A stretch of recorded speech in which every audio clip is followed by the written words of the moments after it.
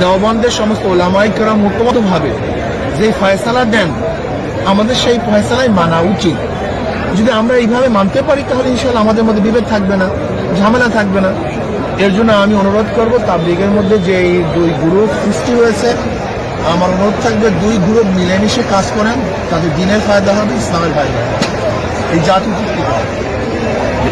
আমি বিশ্বাস করি এর মধ্যে নিচু অনুচর ঢুকছে, ইসলামের কোনো দুশ্মনরা এখানে ঢুকছে, সাবাই ঢুকছে, যারা আমাদের বিভক্ত করার চেষ্টা করতেছে। এই জন্য আমাদের আরো সতর্ক হওয়া দরকার।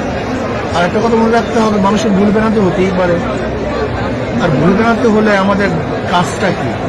হক্কারে ওলামায়ে কেরাম আমাদেরকে যে দিক নির্দেশনা দিবেন সেই অনুযায়ী আমাদের চলা। আমি মনে করি আমাদের মুরব্বীরা দেওবন্দ, যদি আমাদের মধ্যে কোনো ভুল ত্রুটি বিচ্যুতি ঘটে আর দেওবন্দের সমস্ত ওলামায়ে কেরাম ঐক্যবদ্ধভাবে যে ফয়সালা দেন আমাদের সেই ফয়সালাই মানা উচিত। যদি আমরা এইভাবে মানতে পারি তাহলে ইনশাআল্লাহ আমাদের মধ্যে বিভেদ থাকবে না, ঝামেলা থাকবে না।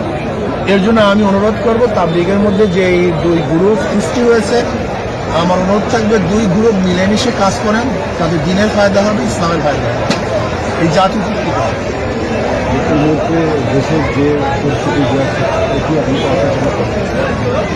না দেখেন, বর্তমানে কিন্তু শুধু হাতের পরিবর্তন হয়েছে, চেহারা পরিবর্তন হয়েছে, চাঁদার কোনো পরিবর্তন হয়নি, দুর্নীতির কোনো পরিবর্তন হয়নি, ঘুষের কোনো পরিবর্তন হয়নি, অন্যায় অবিচারের কোনো পরিবর্তন হয়নি।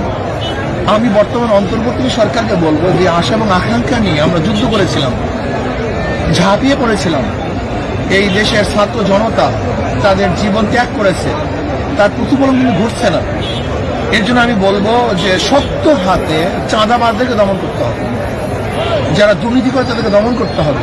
যদি আপনার দমন করতে ব্যর্থ হন তাহলে জাতি ব্যর্থ হবে, এই আত্মত্যাগ ব্যর্থ হবে, এই সমাজ ব্যর্থ হবে, রাষ্ট্র ব্যর্থ হবে। দেশ খুব ভালো চলছে, ব্যাপারটা এরকম না যেরকম দ্রব্যমূল্যের ঊর্ধ্বগতি কোনো অবস্থায় বন্ধ করতে পারছে না। এখানে সিন্ডিকেট চলতেছে, আসলে এটা সিন্ডিকেট হিসেবে দেশটাকে লুটপাট করেছে।